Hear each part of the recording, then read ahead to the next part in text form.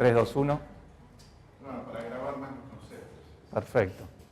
Entonces, la inmunidad de mucosas, para comenzar esta charla, estábamos hablando de la dimensión que tiene la superficie de la mucosa gastrointestinal, que es muy superior a otras mucosas y a la superficie epitelial. Se calcula que es alrededor de 200 metros cuadrados y esto está lleno, está tapizado prácticamente por tejido linfoideo. Y el tejido linfoideo de mucosas clásicamente se dividió en el MALT organizado y difuso, siendo el organizado conformado por las placas de Peyer y folículos linfoideos dispersos, y el difuso por células del sistema inmune dispersas en la lámina propia y también en el epitelio intestinal. Estos diferentes sistemas mucosos es importante recalcar que se encuentran interconectados, no son compartimentos estancos, sino lo que pasa en un sistema mucoso repercute en otro sistema mucoso a distancia o incluso a nivel glandular, como puede ser la glándula mamaria. Por eso es tan importante la interacción entre el sistema inmune intestinal y la glándula mamaria. Entonces decíamos que dentro del MALT organizado tenemos el GALT, que es el tejido linfoideo asociado a intestino, o GUT, el BALT, que es el asociado a bronquio, el NALT, que es el nasofaringeo, donde están las placas de las amígdalas palatinas, el anillo de Waldeyer, y el difuso lo encontramos en mucosa oral, oído medio, trompa de Eustaquio, glándulas lacrimales, glándulas mamarias y órganos genitourinarios. Tenemos clásicamente una rama inductora y una rama efectora. Las ramas inductoras están conformadas por los territorios donde existen folículos, amígdalas y NALT, BALT, y lo que nos interesa a nosotros para la charla es el MALT, las placas de Peyer y los folículos linfoideos intestinales. Esta rama inductora genera respuestas en una rama efectora que puede ser sobre el mismo tejido, sobre la misma mucosa y lámina propia gastrointestinal, o en mucosas, territorios mucosos a distancia. Entonces, tenemos dentro de la rama efectora algunos tipos celulares, como los linfocitos intraepiteliales, que son del fenotipo citotóxico, CD8, implicados en la vigilancia y citólisis de células epiteliales, que expresan antígenos extraños, por ejemplo, antiinfecciones virales, y también están implicados en actividad inmunosupresora relacionada con la tolerancia oral, y esto vamos a verlo un poquito después. Y en lámina propia tenemos CD4 y CD8, preponderancia de CD4 sobre CD8 y de TH2 sobre TH1, y además células B, eosinófilos y mastocitos. Nos fuimos. Perdón. La rama efectora tiene algunas características también importantes y típicas de la mucosa intestinal, que es la producción de inmunoglobulinas mediante las células plasmáticas de la lámina propia que secretan IgA y en mucho menor medida cantidades de IgM e IgG. La IgA se considera que es el factor más importante en la inmunidad de mucosas y hay dos subtipos, IgA1 e IgA2, y tanto la IgA como la IgM pueden ser transportadas a través del epitelio por el receptor poliinmunoglobulina. Y tiene una implicancia también la IgA en la tolerancia oral. El GALT anatómicamente tiene tres compartimientos. El primero es el epitelio. En el epitelio tenemos células absortivas, células Globet, que son las encargadas de la secreción de la mucina, células de Paneth, que están acá fundamentalmente en las criptas, no aparecen en las vellosidades, y que están implicadas en la síntesis de péptidos antimicrobianos o AMPs. Tenemos células endocrinas, Tuft cells, que hay pocas, pero que están implicadas en la respuesta antiparasitaria y en el gusto. Las células M, que tienen una función muy importante acá en el epitelio asociado a folículos, porque median la entrada y el muestreo de antígenos luminales como bacterias y proteínas de la dieta. Después tenemos un epitelio de transición que va a regenerar al epitelio descamado o dañado, y unas células STEM también en la base de las criptas, que es la encargada de regenerar todas las células. A nivel de la lámina propia tenemos células del sistema inmune, tanto del sistema inmune innato como del sistema inmune adaptativo. Y luego tenemos también los folículos linfoides, que son las placas de Peyer, y el apéndice cecal y folículos dispersos. Entonces decíamos que el GALT es el mayor órgano linfoide del cuerpo, si uno toma en cuenta la cantidad total de linfocitos que hay en el cuerpo humano. Las 3/4 partes de esos linfocitos están en el GALT, están distribuidas a lo largo de todo el intestino. Existen, como decíamos, poblaciones celulares únicas que contribuyen a un estado general de no respuesta, y es único por su capacidad de suprimir las respuestas contra la microbiota y los antígenos de la dieta. Además, cuenta con un sistema de tráfico o circulación selectivo, conocido como homing, y mediado por integrinas y las alfa-4 beta-7, expresadas en los linfocitos T, que hacen que se unan a las moléculas MADCAM del epitelio, del endotelio de vénulas altas de la lámina propia, y eso las determina para dirigirse al sitio efector, que es la lámina propia. Y además tiene una IgA secretoria, como hablábamos, que es exclusiva de mucosas, es una IgA dimérica, unida por un fragmento J, secretada a través de las células epiteliales, que la toman de su receptor poliinmunoglobulina, de la secreción de las células plasmáticas de lámina propia, y la excretan al lumen intestinal. Entonces, los componentes de la inmunidad innata en intestino son la barrera intestinal. Esta barrera está conformada por una fase inmunológica y otra no inmunológica, la microbiota intestinal, células inmunes innatas, y en los últimos años cobró gran importancia, relevancia y estudio los TLR, Toll-like receptors, los Nodal receptors y los C-type lectin receptors.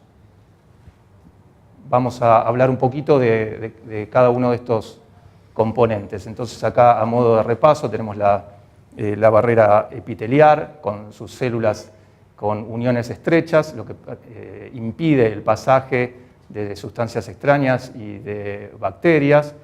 Tenemos una gruesa capa de mucina, intestino delgado, con los péptidos antimicrobianos y la IgA secretoria, y luego en lámina propia las células. Acá tenemos otro corte de intestino delgado con el epitelio asociado a un folículo linfoideo, como hablábamos, con la presencia esta importante de las células M para inducir la respuesta, la rama inductora. Y en colon se da una situación similar, pero existe una capa de mucina mucho más gruesa, más impermeable, y que impide la penetrancia de las bacterias y antígenos extraños más allá de la segunda capa mucosa. Entonces, ¿cómo salta esto?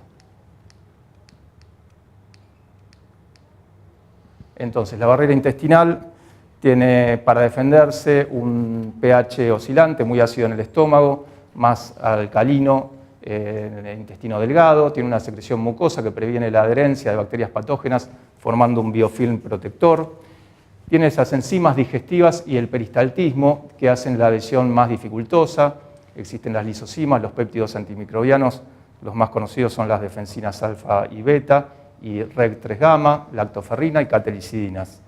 Y además tiene las células epiteliales intestinales con sus uniones estrechas, y que además no solamente tiene una función de barrera, sino que también tiene una función inmunológica, porque expresan TLRs, Toll-like receptors, y finalmente las inmunoglobulinas secretorias A y M.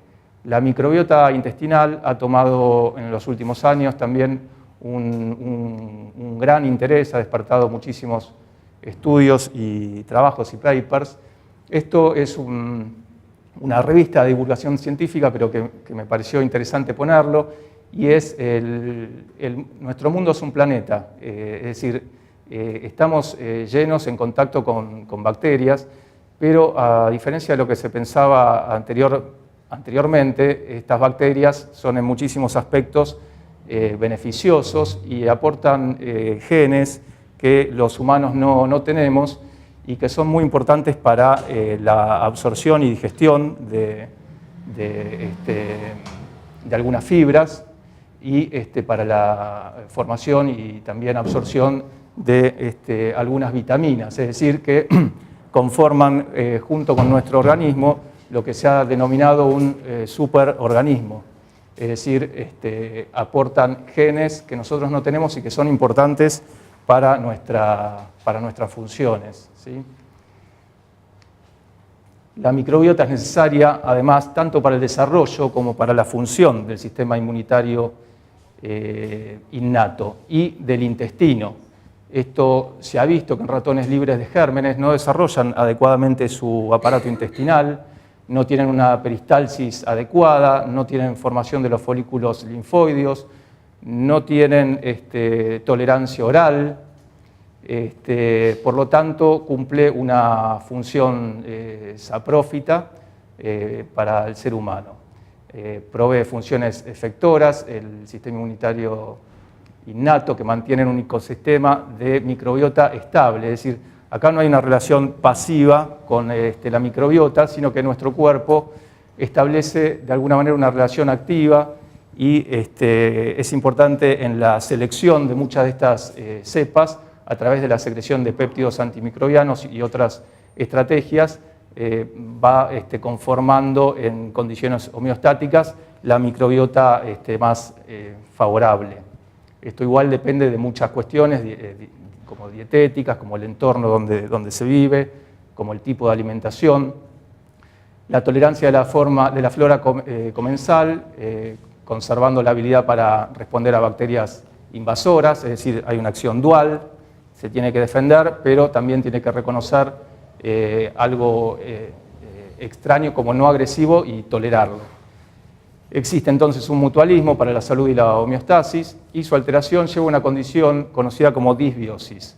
Y esta disbiosis ha sido implicada en diversas patologías, tanto intestinales como enfermedad inflamatoria intestinal, síndrome de intestino irritable y cáncer, como extraintestinales, y se ha escrito mucho sobre esto en enfermedades neurológicas como Alzheimer, como Parkinson, últimamente se ha relacionado con el autismo y otras enfermedades metabólicas como la obesidad, la diabetes de tipo 2, enfermedades autoinmunes, artritis.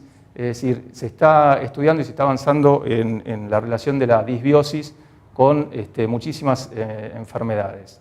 El sistema inmunitario innato y los toll-like receptors juegan un papel importante entonces en la regulación de esta microbiota. Entonces, para resumir un poco, tiene funciones metabólicas como fermentación del residuo no digerible de los alimentos y del moco endógeno, almacena energía en forma de ácidos grasos de cadena corta, producción de vitamina K y absorción de iones, funciones defensivas como la protección contra patógenos, con un efecto también de barrera y de competición con bacterias patógenas, y también interviene en la regulación de la permeabilidad intestinal y tiene funciones tróficas, control de la proliferación y diferenciación de células epiteliales intestinales y el desarrollo de homeostasis del sistema inmune. Y también, como decíamos, tiene implicancia en la tolerancia oral, la microbiota. Entonces, para ver algunas funciones con qué es lo que ocurre con la dieta insoluble, la microbiota es capaz de degradarla, de transformarla en ácidos grasos de cadena corta, como el ácido propiónico, butírico y acético, y especialmente el butírico fue implicado en muchos efectos beneficiosos como fuente de energía para las células colónicas, inducción también de células T regulatorias y tolerancia, y la regulación de la permeabilidad de la barrera intestinal.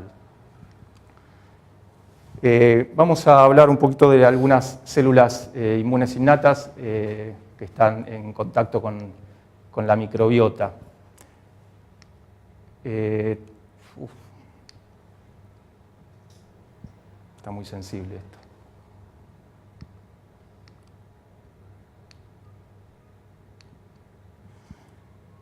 Entonces, tenemos las células linfoides innatas, las células NKT y los fagocitos mononucleares. Las células linfoides innatas son constituyentes del sistema inmunitario innato, responden a citoquinas secretadas por células del epitelio intestinal y células mieloides, y si bien comparten un origen y función común con las células TSD4, su diferenciación no depende de la recombinación del receptor, carecen de TCR y por lo tanto no reconocen antígenos. Pueden clasificarse en 3 subsets según los diferentes factores de transcripción que expresan: ILC1, el Tibet, ILC2, GATA3 y ILC3, el retinoid orphan receptor gamma T, o ROR gamma T. Las ILC3 intestinales requieren la presencia de microbiota para su adecuado desarrollo y función y regulan su composición y localización. Tenemos entonces acá un gráfico para mostrar lo que decíamos recién. Acá tenemos las ILC3, que son, digamos, una de las más importantes en la regulación de la tolerancia inducida por la microbiota. Acá tenemos una microbiota normal, homeostática. Tenemos una célula dendrítica que entra en contacto con esta microbiota y de esta manera secreta interleuquina 23 que activa a las células ILC3. Esta activación produce liberación de interleuquina 22. Esta interleuquina 22 produce un aumento de la barrera, una menor permeabilidad de la barrera intestinal y además la secreción de péptidos antimicrobianos, lo cual nos defiende de bacterias patógenas como Alcalígenes y Citrobacter, y se vio que en ausencia de estas células, estas bacterias pueden tornarse invasivas. A su vez, las bacterias de la microbiota normal, interactuando con macrófagos, secretan interleuquina 1 beta. Esta interleuquina 1 beta incide sobre las ILC3 para secretar colonias estimulantes de granulocitos macrófagos, y esto induce la secreción del macrófago de ácido retinoico, y este ácido retinoico, actuando sobre células T reguladoras, favorece su diferenciación, su activación y la secreción de 2 citoquinas que son fundamentales para esto, que son la interleuquina 10 y el TGF-beta, o Transforming Growth Factor beta, y esto induce una tolerancia a nivel local. Además, estas ILC2 están implicadas en la respuesta contra helmintos. Los helmintos, al entrar en contacto con el moco y la superficie intestinal, pueden degradar ese moco y provocar necrosis de parte de la barrera epitelial intestinal. Esto libera por parte de las células epiteliales intestinales algunas interleuquinas, como la interleuquina 7, el TSLP, la interleuquina 25 y 33, que actuando sobre la ILC2 favorecen la secreción a través de estas de interleuquina 5 y 13, que tienen acción antiparasitaria, inducen la secreción de mucina y aumentan el peristaltismo para expulsar a los helmintos, y a su vez activan a los eosinófilos y mastocitos, y a través de otra proteína que es la anfirrebulina estimulan la reparación del tejido. Y además tenemos a las células ILC1 que están implicadas también tomando contacto con la microbiota saprófita. Esto genera una respuesta antiviral y antibacteriana a partir de estas células, y su ausencia en algunos estudios mostró que se es más susceptible a la infección e invasión por Salmonella y Helicobacter. Las células invariantes NKT son unas células especiales y que se ha visto que reconocen lípidos y glicolípidos presentados por moléculas digamos, atípicas de presentación de antígenos como las células como la CD1D, y al activarse secretan citoquinas proinflamatorias como interleuquina 4 e interleuquina 13. Su aumento en colon y mucosa bronquial fueron implicados en el desarrollo de colitis ulcerosa y asma. ¿Qué es lo que sucede acá con la microbiota? La ausencia de la microbiota saprófita, su ausencia, provoca una hipermetilación de cadenas del ADN de las células epiteliales intestinales. Esta hipermetilación genera la secreción de una citoquina CXCL16 que, actuando sobre el receptor CXCR6 de las células iNKT, provocan la secreción de estas dos citoquinas. Entonces, la ausencia, acá se vio la relación entre ausencia de microbiotas homeostática y la secreción de interleuquinas proinflamatorias que fueron asociadas con colitis ulcerosa y también con asma bronquial.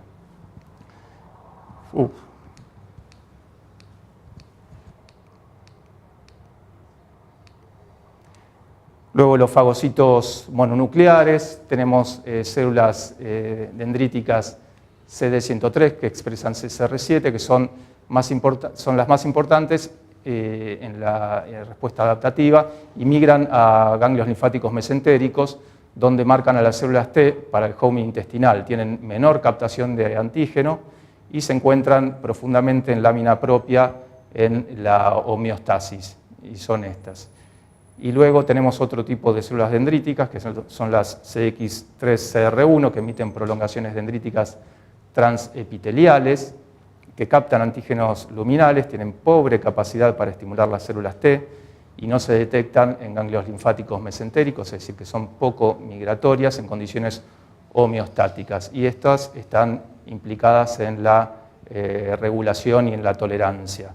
En condiciones disbióticas esto cambia, estas células pueden migrar y ahí provocar patologías intestinales o extraintestinales. La microbiota también, como decíamos antes con la ILS1, promueven respuestas inflamatorias sobre las células dendríticas de tipo epigenéticos también, que favorecen a la defensa antiviral. Es decir, que el no tener una microbiota saprófita también compromete la función de células NK y nos defendemos peor de los virus. Vamos a hablar algo de los TLR y los Node-like receptors y los CTLR. Los TLR receptors fueron descubiertos en la década del 80 porque producían una alteración en la mosca drosófila y posteriormente fueron relacionados con alteraciones en el sistema inmunitario, que hasta ese momento no lo habían sido, pero a partir de la década del 90 se empezaron a ver su relación con la parte inmunológica. Son receptores de transmembrana que forman, al activarse, homo u heterodímeros glicoproteicos ubicados en la superficie celular o en compartimientos intracelulares. Fueron los primeros receptores de reconocimiento de patrones implicados en el reconocimiento de la flora microbiana comensal. Y su activación se basa en el reconocimiento de patrones moleculares conservados, o MAMS, que son lipopolisacáridos de bacterias gram negativas, ARN de doble cadena de virus, flagelina de bacterias flageladas, CpG repetitivo no metilado, que son exclusivos de microorganismos y esenciales para su supervivencia. Es decir, son receptores altamente conservados filogenéticamente y existen incluso en vegetales. También puede inhibir la cascada inflamatoria al interactuar con microbiota comensal, es decir, tiene una acción dual. No solamente son proinflamatorios, sino que también pueden generar respuestas antiinflamatorias. Su activación lleva a la producción de citoquinas proinflamatorias o antiinflamatorias, las proinflamatorias mediadas por una proteína adaptadora que es la MID88 y favorece la secreción de interleuquina 1, 8, 12 y TNF-alfa, o la producción de interferones vía otra proteína adaptadora en TLR3 y TLR4. Y sus efectos antiinflamatorios como la secreción de interleuquina 10 por TLR2. Se expresan en diversos tipos celulares como macrófagos, células dendríticas, células epiteliales intestinales y también en linfocitos B, mastocitos y neutrófilos. En intestino los más relevantes son TLR2, 4 y 5, aunque no son los únicos que se expresan, pero son los que más están estudiados e interactúan con la microbiota. Acá tenemos un esquema donde se ve la célula intestinal epitelial con los toll-like receptors en la membrana vasolateral en condiciones homeostáticas de sujetos sanos y también están expresados en las células dendríticas y los macrófagos. Esto es intestino delgado, esto es colon, se ve que hay una diferencia de expresión, hay más TLR5 en colon que en intestino delgado, donde se observa más TLR2 y 4. En condiciones de disbiosis y de enfermedad intestinal inflamatoria, esto cambia, los TLR se expresan mucho más en la membrana apical de las células epiteliales intestinales y la inflamación es mucho mayor y esto también produce aumento de la permeabilidad intestinal e inflamación colónica. Esto es un esquema de cómo señalizan los TLRs.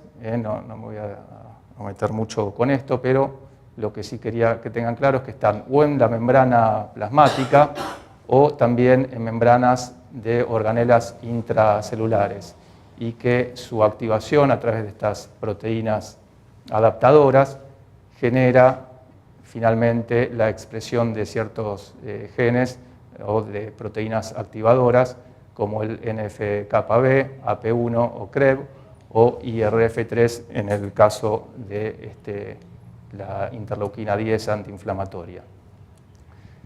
Estos son algunos ejemplos de estudios donde se observó la interacción entre microbiota y TLRs.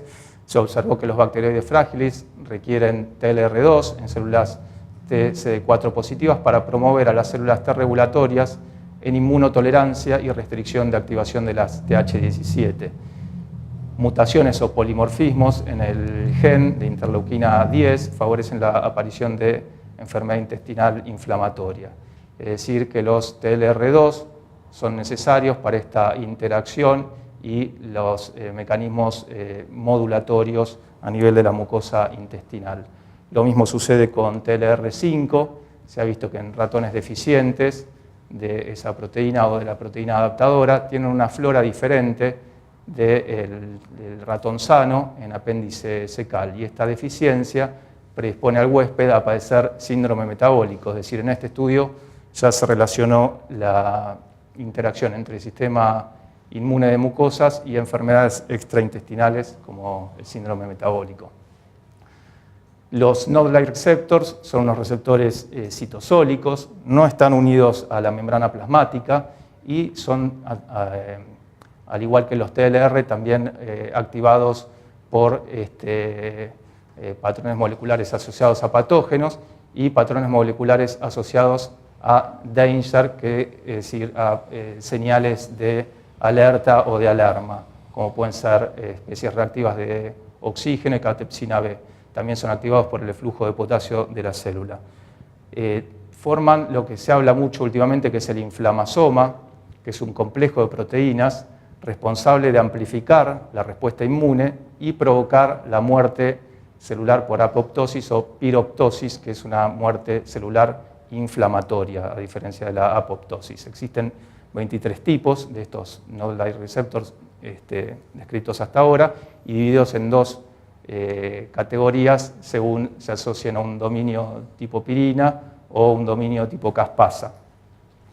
El más estudiado es el node-like receptor tipo 3, pirina 3, se encuentra como monómeros inactivos que al activarse por una proteína adaptadora y un dominio que se llama CARD domain, se oligomerizan y atraen procaspasa 1, formando el inflamasoma. Esta procaspasa 1 o inflamasoma es la responsable de clivar la procaspasa 1 a caspasa 1.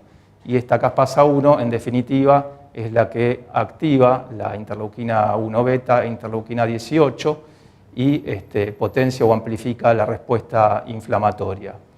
Y como decíamos, puede provocar la muerte celular inflamatoria, este inflamasoma, uniéndose a la membrana celular y permitiendo el influjo de líquidos y de solutos, la inflamación de la célula y la muerte celular.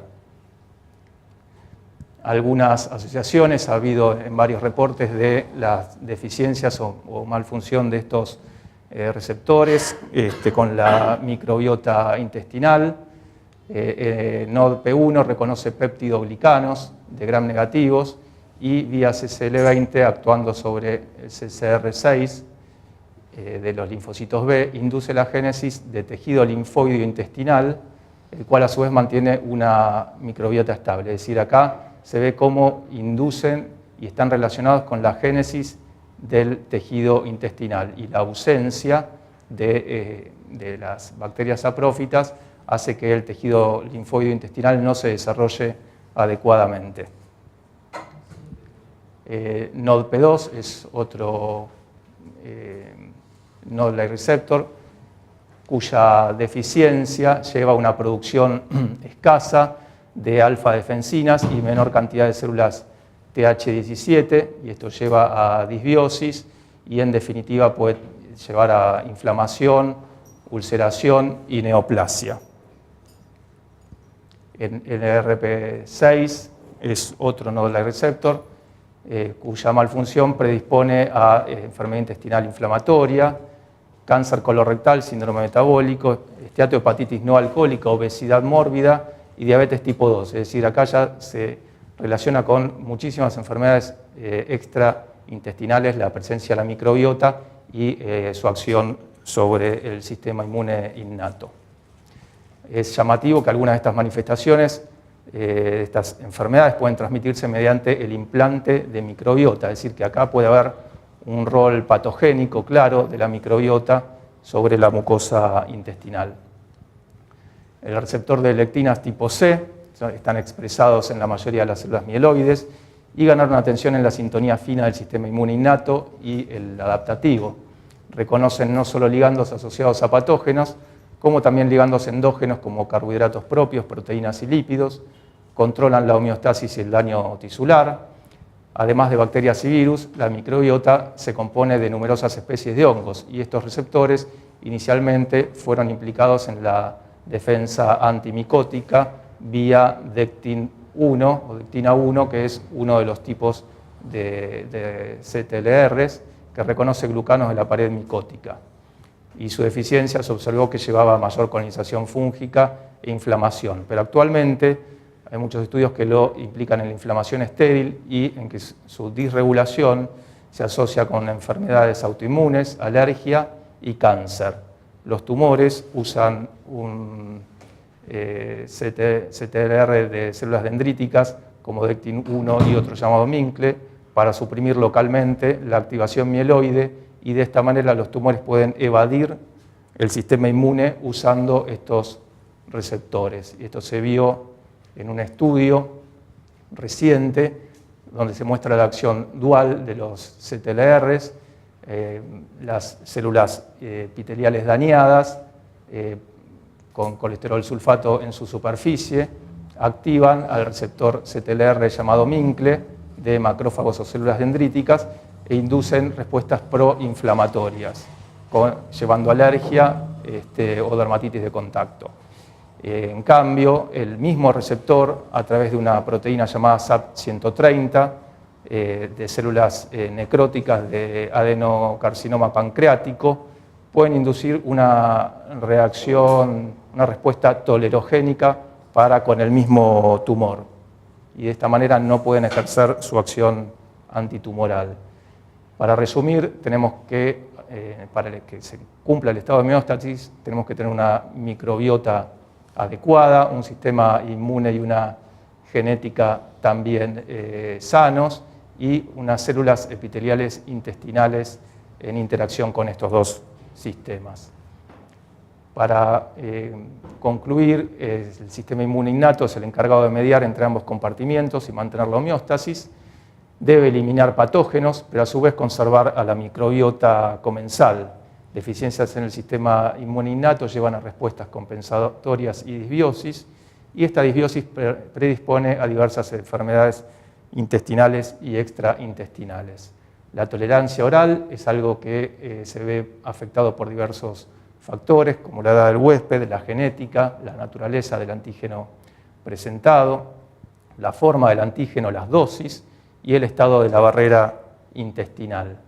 Los mecanismos propuestos para la tolerancia son citoquinas inhibitorias como IL-10 y TGF-beta, que hablábamos antes, producidas por los linfocitos T reguladores, citotoxicidad sobre células B o presentadoras de antígeno, de lesión clonal de células T inmaduras, anergia clonal de células T o B, la activación de linfocitos intraepiteliales mediante moléculas de histocompatibilidad no clásicas en células epiteliales y finalmente, y esto se está hablando mucho, es la acción de la microbiota en la tolerancia oral. Y esto en un estudio también reciente se vio que la microbiota y los péptidos de la dieta pueden ser captados por estas células dendríticas del lumen, presentados a estas células dendríticas CD103 que están más profundas de la lámina propia.